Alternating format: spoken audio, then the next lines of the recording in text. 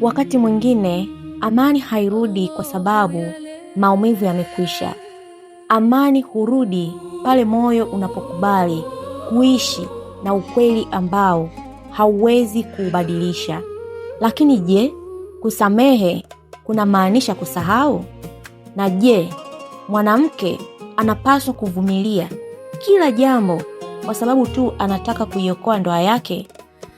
Haya ndiyo maswali yaliyokuwa yakisubiri majibu wakati Amina na Neema walipokutana wakati wa chakula cha mchana. Tunaendelea na stori yetu. Muda wa mapumziko ulipofika, Amina na Neema waliondoka ofisini mgahawa uliokuwa karibu na kampuni yao. Walichagua meza iliyokuwa pembeni, mahali penye utulivu kabisa. Kisha wakaagiza chakula. Kwa muda mfupi walizungumza kuhusu kazi, lakini Amina hakuwa amesahau jambo alilotaka kulijua. Alimtazama Neema kwa tabasamu, kisha akasema, "Bia Neema, nimefurahi sana kuona tabasamu lako limerudi." Neema akashusha pumzi taratibu, kisha akasema, "Namshukuru Mungu Amina. Hakuna namna nyingine. Maisha lazima yaendelee." "Ni jambo jema kusikia hivyo. Lakini uliwezaje kuirejesha amani yako?" aliuliza Amina. Neema alinyamaza kwa muda. Alizungusha kijiko chake ndani ya sahani bila kula, kana kwamba alikuwa akitafuta mahali pazuri pa kuanzia. "Haikuwa rahisi Amina," alisema hatimaye, "lakini Mungu alinisaidia." Amina akamwangalia kwa makini. "Kwanza niliomba sana. Nilimwomba Mungu anipe hekima Amina, kwa sababu nilikuwa na hasira, maumivu na maswali mengi moyoni." "Kisha ulifanya nini?" aliuliza Amina. "Niliamua kumkabili Daniel kwa utulivu. Lakini kabla sijazungumza naye, niliona ni vizuri kumshirikisha kaka yake mkubwa." Amina akakunja nyuso kidogo. "Kaka yake pia ni mchungaji?" Neema akatikisa kichwa. "Hapana Amina, yeye ni mwanasheria. Wazazi wa Daniel wote walishafariki. Ana kaka yake huyu ambaye anaishi hapa Dar es Salaam na dada yao ambaye anaishi kijijini kwao." Amina akatikisa kichwa kuonyesha anaelewa. Neema akaendelea, "Nilimwambia Daniel kuwa nina jambo muhimu la kuzungumza naye, lakini nilitaka watoto walale kwanza." "Alipokeaje?" Amina aliuliza. Neema akajibu, "Aliogopa." Alijaribu kucheka, kisha akaniuliza, "Ni jambo zito hivyo?" Neema akatabasamu kwa uchungu. Yeye alikuwa akicheka, lakini mimi nilikuwa na machungu makubwa moyoni. Hata hivyo, sikutaka watoto wagundue chochote. "Pole sana Neema," alisema Amina. "Asante." Baada ya watoto wao kulala, Neema na Daniel walikaa sebuleni. Kabla ya kuanza mazungumzo, walisali pamoja. Neema alichukua Biblia na kuiweka mezani mbele yao. Kisha akamwambia, "Daniel, unaiona Biblia hii? Leo hii itakuwa shahidi wa mazungumzo yetu. Zaidi ya yote, Mungu mwenyewe ndiye shahidi. Nataka uniambie ukweli kuhusu jambo hili." Amina akamwangalia bila kupepesa macho Neema. "Daniel alisema nini?" aliuliza Amina. Aliinamisha kichwa. Alikaa kimya kwa muda mrefu, kisha akaanza kulia. "Alilia?" Amina aliuliza. "Ndiyo." Akasema, "Nisamehe sana mke wangu. Kila siku nilikuwa nikijiuliza nitaanzia wapi kukuambia. Moyo wangu umeumia tangu siku nilipofanya dhambi hii. Ni kosa ambalo limenitesa kila siku." Macho ya Neema yakaanza kung'aa kwa machozi. "Amina, nilimsikiliza huku moyo wangu ukiungua. Machozi yalikuwa yakinitoka, lakini nilitaka kuujua ukweli wote." Amina akamshika mkono kwa upole. "Ulimuuliza ilikuwaje?" "Ndiyo, nilimwambia asinifiche chochote. Neema akavuta pumzi ndefu, kisha akaendelea.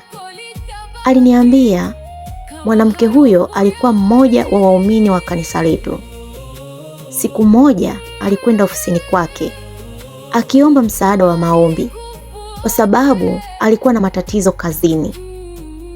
Daniel akamwombea, aliuliza Amina. Ndiyo.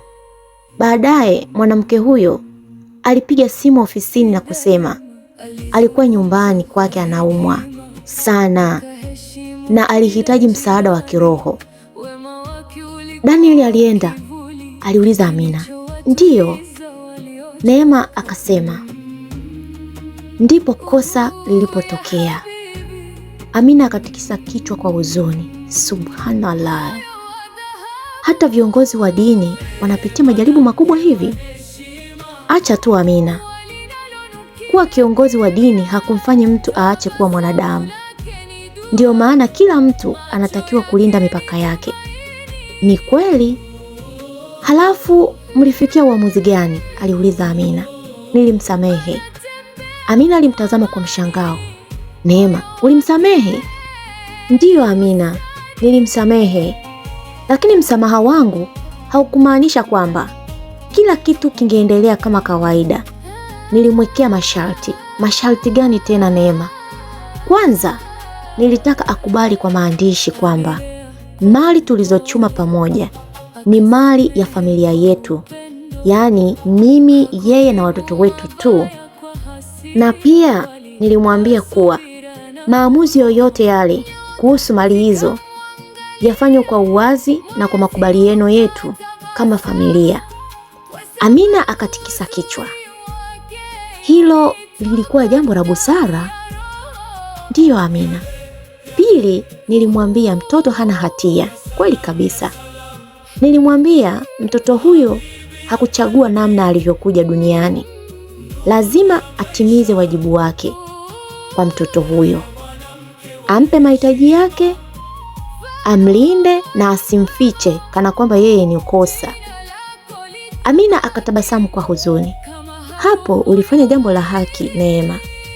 Nilisema atakapokuwa mkubwa na kufikia umri ambao ataweza kuelewa mazingira, tutatafuta namna salama na yenye hekima ya kumtambua na kumjumuisha katika maisha ya familia bila kuwaumiza watoto wengine. Daniel alikubali? Aliuliza Amina. Alikubali. Na vipi kuhusu huyo mwanamke? Baadaye tulikutana naye, kaka mkubwa wa Daniel pamoja na viongozi wa kanisa walikuwepo. Tulizungumza kwa utulivu. Daniel alikiri kosa lake mbele yao na akaniomba msamaha. Neema akafuta machozi yaliyokuwa yameanza kumtoka. Hivyo ndivyo ilivyokuwa na ndivyo nilivyoamua kulimaliza Amina. Amina alivuta pumzi ndefu. I say, pole sana dia Neema. Mwenyezi Mungu ni mwema. Hatimaye umepata nguvu ya kulikabili. Neema akatabasamu kwa mbali. Kisha akasema, Amina, hizo ndizo changamoto za ndoa. Wakati mwingine unafikiria kuondoka, wakati mwingine unataka kuwachukua watoto na kuanza maisha upya. Akanyamaza kidogo, kisha akaongeza, lakini wakati mwingine unaweza kukimbia kivuli, ukajikuta unakanyaga moto. Amina katikisa kichwa. Umezungumza kweli Neema. Si kila ndoa inapaswa kuvunjwa baada ya kosa, lakini pia si kila kosa linapaswa kuvumiliwa bila mipaka. Amina akamwangalia kwa makini. Kwa hiyo mtu anatakiwa kujuaje cha kufanya? Anahitaji maombi, hekima, ushauri na kujitambua Amina. Kuna makosa ambayo yanaweza kurekebishwa ikiwa aliyekosa au aliyekosea amekiri, ametubu na yuko tayari kubadilika. Lakini kuna mambo ambayo yanahatarisha maisha, utu au usalama wa mtu. Hayo hayahitaji kuvumiliwa kimya Amina. Maneno hayo yalikaa ndani ya moyo wa Amina. Baada ya ukimya mfupi, Neema akamwangalia. Kisha akasema, lakini Amina, ulisema pia unataka kuzungumza nami. Kuna jambo gani? Amina akavuta pumzi. Kisha akasema, Dia Neema, kuna jambo nataka unipe ushauri. Jambo gani? Kuna mwanaume ambaye familia zetu zinataka tufahamiane.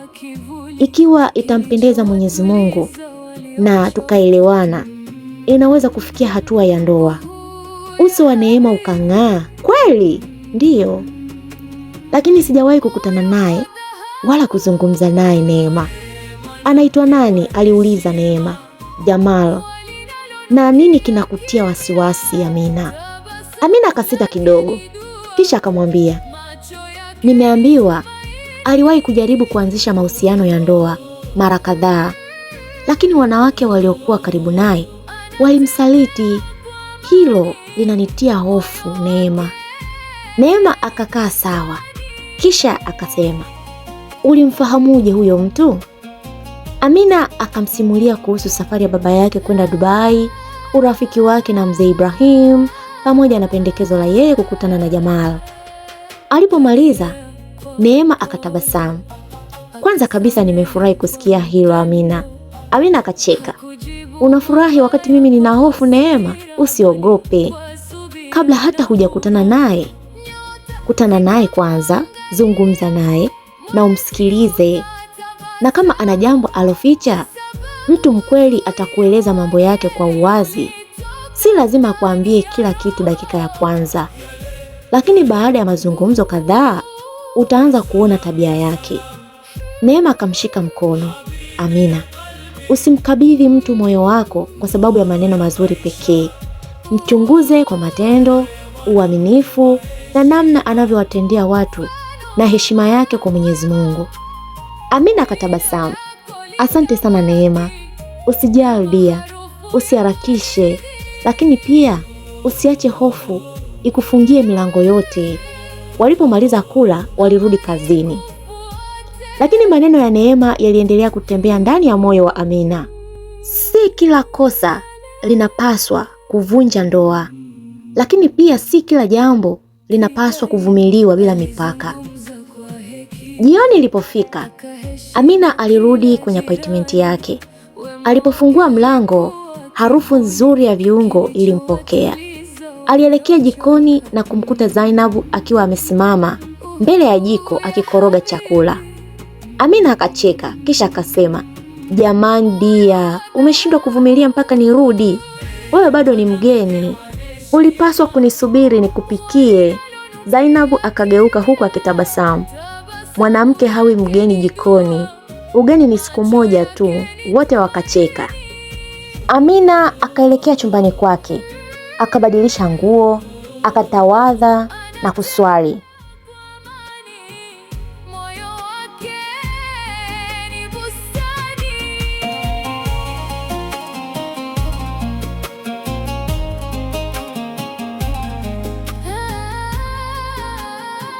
Alipomaliza, alirudi na kumsaidia Zainabu kuandaa meza. Walipokuwa wakila, kila mmoja alimsimulia mwenzake jinsi siku yake ilivyokuwa. Baadaye, kama ilivyokuwa kawaida yao, walichukua vikombe vya chai na kwenda kukaa kwenye balkoni. Upepo mwanana wa usiku ulivuma. Taa za jiji zilionekana kwa mbali, zikitoa mwanga wa kuvutia.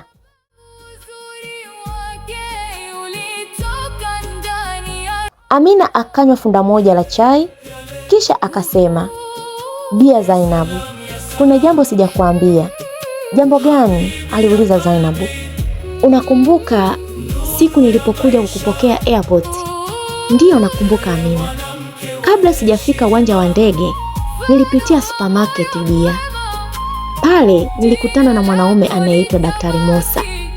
Zainabu akainua nyusi. Daktari Musa? Ndiyo, aliniambia aliwahi kuniona kwenye harusi ya Hanifa. Akaomba mawasiliano yangu. Ehe, ulimpa? Nilimpa business card yangu. Halafu? Aliuliza Zainabu. Leo amenipigia simu. Ameniomba tukutane Jumamosi. Zainabu akatabasamu kwa upana. Hilo si jambo baya. Kwa kuwa bado hujaolewa, nenda kamsikilize, alisema Zainabu. Amina akatazama kikombe chake kisha akasema, Zainabu, lakini akianzisha mada za mahusiano nitamjibu nini? Zainabu akacheka kisha akasema, Amina dia, wewe unaogopa sana. Kwanza nenda ukamsikilize. Sio kila mazungumzo yanamaanisha umeahidi ndoa. Najua, lakini hakuna lakini. Nenda ukiwa na mipaka yako. Msikilize kisha ufanye uamuzi baada ya hapo. Amina akatabasamu kwa aibu. Kisha Amina akabadilisha mada. Akaanza kuzungumza kuhusu Juma, mfanyakazi wake ambaye mke wake alikuwa ameondoka na kumwachia mtoto wa miaka 2. Zainabu akasikitika. Maskini kijana wa watu. Amekwambia mke wake aliondoka kwa sababu gani? Aliuliza Zainabu. Hapana, anasema hata yeye hajui. Zainabu akatikisa kichwa taratibu. Kisha akasema, masuala ya ndoa yana siri nyingi Amina. Si kila mtu ana ujasiri wa kueleza matatizo yake. Ni kweli tunaweza haraka kusema mke wake ana matatizo, lakini hatujui kilichokuwa kinaendelea ndani ya nyumba yao. Inawezekana Juma anaonekana mtulivu kazini, lakini nyumbani akawa mtu mwingine. Amina akamwangalia kisha akasema, unafikiri hivyo? Sisemi ndivyo ilivyo. Ninasema hatujui. Hakuna mwanadamu mkamilifu Amina, alisema Zainabu. Kisha Zainabu akanywa chai yake kisha akaendelea. Ndiyo maana katika ndoa kuna uvumilivu, lakini uvumilivu pia una kipimo. Kipimo gani? Aliuliza Amina. Kuna mambo ambayo yanaweza kuzungumzwa, kurekebishwa na kusamehewa, lakini kuna mambo yanayoweza kuharibu afya, heshima au maisha ya mtu. Hayo hayapaswi kuvumiliwa kwa jina la kulinda ndoa. Amina akatikisa kichwa. Ni kweli dia. Kwa hiyo tusimhukumu Juma wala mke wake. Tumwachie Mwenyezi Mungu ambaye anajua ukweli wote. Walikaa kimya kwa muda. Kisha Amina akamuuliza, hebu niambie, na wewe siku yako inaendaje leo? Zainabu akatabasamu kisha akasema, hakuna jambo kubwa. Kesho nitaenda nyumbani kuwatembelea wazazi na ndugu zangu. Nitakaa huko siku moja kwa sababu Jumapili nitarudi Qatar. Amina akasikitika kidogo. Mbona muda umeenda haraka sana? Zainabu akamtania Amina, muda unaondoka sana kwa sababu unataka wewe uolewe. Wote wakacheka. Kisha Amina akauliza, unataka kuondoka saa ngapi kesho? Asubuhi. Tutaondoka pamoja wakati unaenda kazini. Sitaki nikupe mzigo wa kurudi kunipeleka tena baadaye. Hakuna shida dia Zainabu. Amina akakumbuka jambo lingine. Hebu niambie, vipi kuhusu mpango wako wa biashara? Umenikumbusha Amina. Nimezungumza na kaka Omari. Tutaenda kufanya utafiti pamoja. Hilo ni jambo zuri. Kaka Omari anaelewa biashara. Ninaamini atakusaidia inshallah. Inshallah, alisema Amina.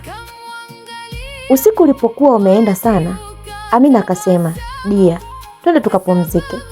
Kesho tunatakiwa kuamka mapema. Sawa, usiku mwema Amina, na kwako pia Zainabu. Amina aliingia chumbani kwake, akafanya dua kabla ya kulala. Usiku ule moyo wake ulikuwa mwepesi. Mazungumzo na Zainabu yalikuwa yamejaa utani na vicheko, kiasi kwamba hakuruhusu mawazo mazito yatawala akili yake.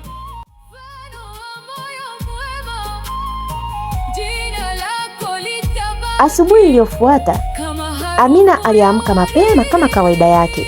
Aliswali, akajiandaa kwenda kazini.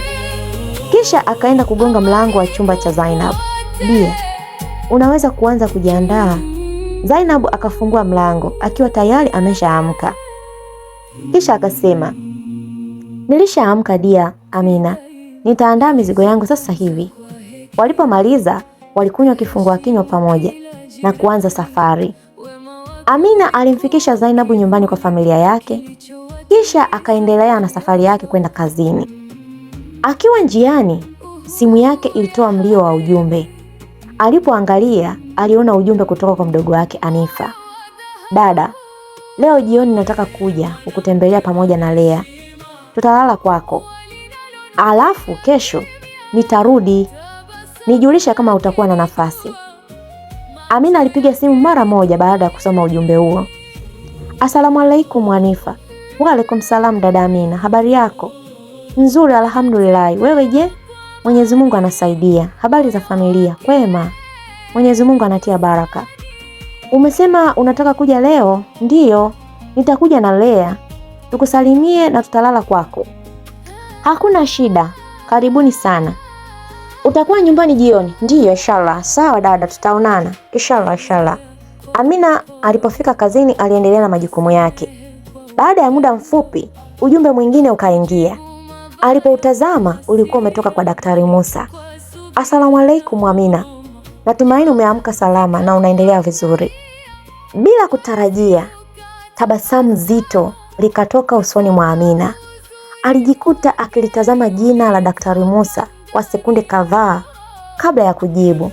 Kisha akajibu akasema, wa alaikum salam wa rahmatullahi wa barakatuh. Mimi ni mzima kabisa, Mwenyezi Mungu anasaidia. Habari yako wewe? Jibu lilirudi baada ya muda mfupi. Salama kabisa alhamdulillah. Nilikuwa nikusalimie tu. Amina akajibu, asante sana nashukuru. Aliweka simu mezani. Lakini tabasamu dogo bado lilibaki usoni mwa Amina. Hakujua kwa nini salamu rahisi kutoka kwa Daktari Musa zilikuwa zimemfurahisha kiasi kile. Jioni Amina aliporudi nyumbani, alioga, akaswali na kuanza kuandaa chakula. Wakati akisubiri wageni wake, alifungua laptop na kumalizia baadhi ya kazi za ofisi. Baada ya muda mfupi, mlango ukagongwa. Amina akatabasamu na kwenda kufungua. Lei, you are here. Mlangoni alisimama Hanifa akiwa amembeba binti yake Lea. Tumbo lake lilionyesha wazi kwamba alikuwa na ujauzito wa takriban miezi 4. Karibu Hanifa, alisema Amina. Asante dada Amina. Karibu Lea wa shangazi. Lea akatabasamu na kunyoosha mikono kuelekea kwa Amina. Amina akampokea, akambusu kwenye paji la uso, kisha akawaongoza kuingia sebuleni. Kwema mlikotoka? Kwema kabisa. Nilishangaa ulivyosema unakuja ghafla. Hanifa akacheka. Tulikukumbuka. Nikasema nije na Lea tukusalimie. Karibuni, nimefurahi sana kuwaona. Nyumba ni yenu. Baada ya kupumzika, waliandaa chakula mezani na kula pamoja. Baadaye walikaa sebuleni wakiendelea na mazungumzo. Hanifa akatazama mazingira ya apartment. Habari za hapa dada? Alhamdulillah, shughuli zinaenda. Amina akakumbuka kumweleza kuhusu mgeni wake. Nilikuwa na mgeni hapa. Unamkumbuka rafiki yangu Zainab? Yule aliolewa Qatar? Ndiyo, amekuja kunitembelea. Leo ameenda nyumbani kwao, lakini kesho atarudi. Amekuja peke yake? Ndiyo. Vipi kuhusu mume wake? Yuko salama, amebaki na mtoto wao. Walizungumza kuhusu mambo mengi kwa muda, lakini ndani ya moyo wa Amina kulikuwa na swali kubwa. Alitaka kumuuliza Hanifa kuhusu habari alizozisikia, kwamba mume wake alikuwa na mke mwingine na watoto 2. Alimtazama mdogo wake kwa siri. Akanajiuliza, je, nimuulize au nisimuulize? Au nisubiri mpaka yeye mwenyewe awe tayari kunieleza? Baada ya kutafakari, aliamua kunyamaza. Hilo ni jambo lake binafsi. Akihitaji msaada wangu atanieleza mwenyewe. Mazungumzo yaliendelea mpaka Hanifa akagusia jambo ambalo Amina hakulitarajia. Mama ameniambia kuhusu Jamal. Amina akamwangalia. Amekuambia nini? Kwamba familia zimependekeza wewe na Jamal mfahamiane. Ndiyo, wamependekeza tuonane, alisema Amina.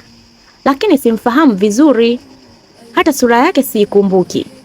Hanifa akatabasamu. Mimi namfahamu, ni kijana mtulivu. Amina akakunja nyusi. Kama ni mtulivu, kwa nini wanawake wote walimkaribia walimsaliti? Hanifa akacheka kidogo.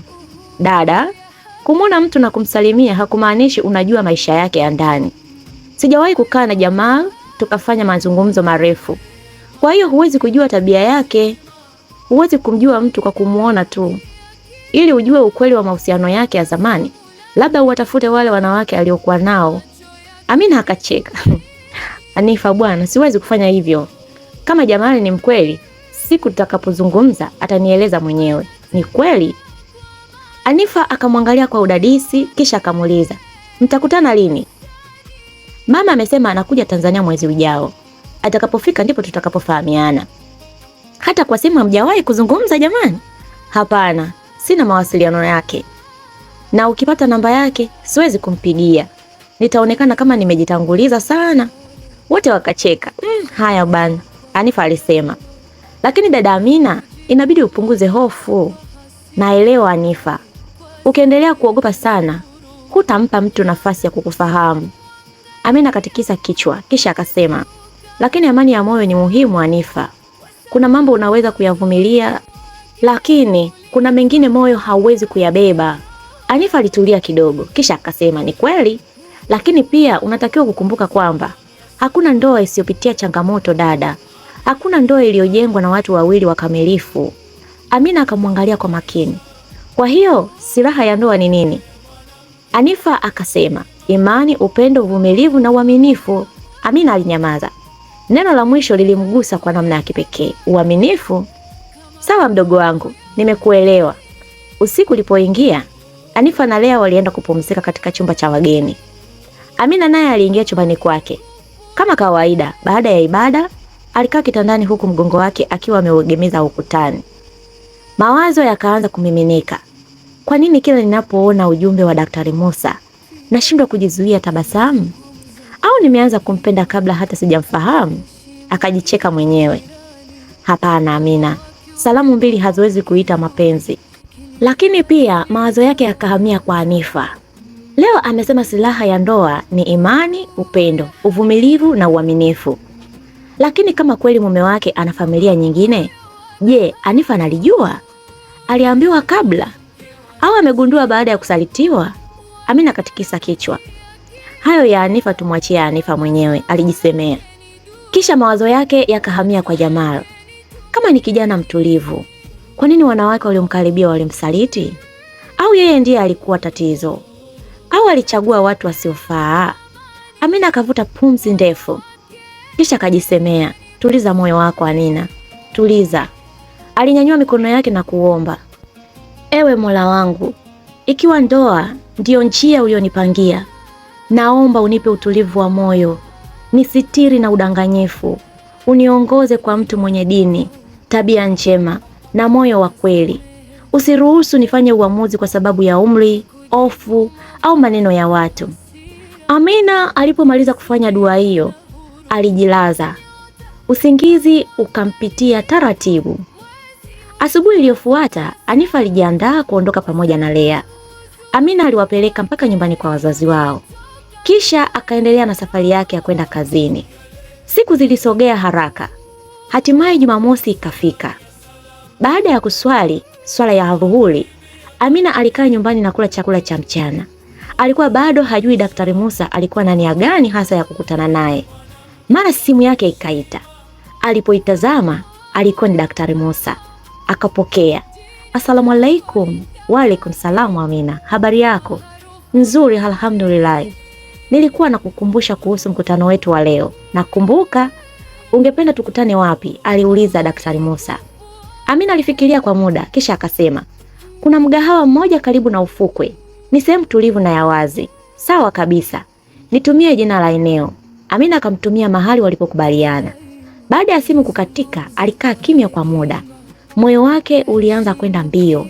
Alifungua kabati lake na kuchagua gauni refu la heshima pamoja na hijabu iliyolingana vizuri. Hakutaka kuonekana kama alikuwa akienda kwenye sherehe, lakini pia hakutaka kwenda bila kujipanga. Alipojitazama kwenye kioo, alijisemea, Amina, ni mazungumzo tu. Nenda kamsikilize. Alichukua mkoba wake, akafungua mlango na kuingia garini. Njiani aliendelea kujiuliza, Daktari Musa anataka kuniambia nini? Je, anataka urafiki wa kawaida au atazungumzia mahusiano? Na kama akisema anataka kunioa, nitamjibu nini wakati Jamal naye anatarajiwa kuja mwezi ujao? Alipofika mgahawani, alichagua meza iliyokuwa sehemu ya wazi karibu na ufukwe. Sauti ya mawimbi ilisikika kwa mbali huku upepo wa bahari ukivuma kwa utulivu. Amina aliagiza maji na kusubiri. Baada ya dakika 10, Daktari Musa aliwasili. Alikuwa amevaa shati la rangi ya bluu iliyofifia pamoja na suruali nyeusi. Daktari Musa alitembea kuelekea kwenye meza ya Amina. Uso wake ulikuwa na tabasamu la heshima. Asalamu alaikum. Wa alaikum salam. Samahani kama nimekuchelewesha, alisema Daktari Musa. Hapana, hujachelewa sana, alisema Amina. Daktari Musa akakaa upande wa pili wa meza. Mhudumu akaja na wakaagiza vinywaji. Kwa sekundi kadhaa wote walikaa kimya. Amina alijaribu kuonekana mtulivu, lakini ndani ya moyo wake kulikuwa na mchanganyiko wa hofu na msisimko. Daktari Musa akamwangalia kisha akatabasamu. Amina, najua unaweza kuwa unajiuliza kwa nini nimeomba tukutane. Amina akavuta pumzi taratibu kisha akasema, kwa kweli, ndiyo. Daktari Musa akaweka mikono yake juu ya meza. Nimeomba tukutane kwa sababu kuna jambo muhimu ningependa kukuambia. Moyo wa Amina ukadunda kwa nguvu. Alimwangalia bila kusema neno.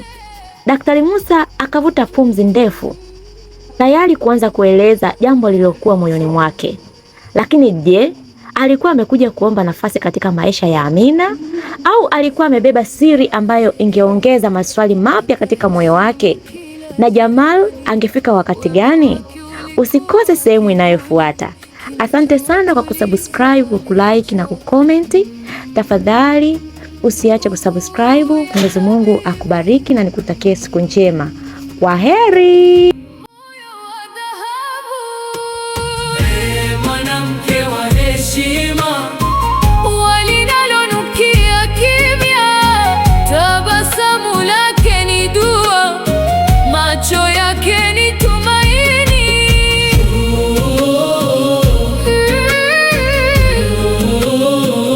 Anatembea kwa amani, moyo wake ni bustani.